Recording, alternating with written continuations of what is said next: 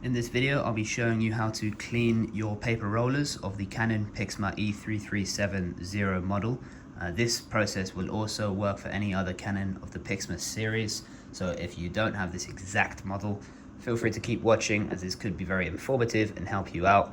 So what you're going to need for this is just a single piece of paper, of course your printer, and a good power supply. Now you'll make sure that it's plugged in and that the printer is switched on. So the first step of this process is to come over to the left hand side here, and we're going to find the setup button here, which is this one. What you want to do is press this 7 times until on the LCD screen it displays a 7 number, and this shows you that it's in the setup mode 7. Once it is, we're going to press either the color or the black button. This will just sort of begin the process. So we'll start by pressing this 7 times. There you are, and then we press black.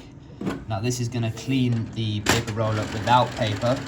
So this is the first step of the process. Make sure not to touch the printer while it's doing so, and allow it to completely do it on its own. Now once it's stopped doing anything, what you're going to have to do is open up the slide here.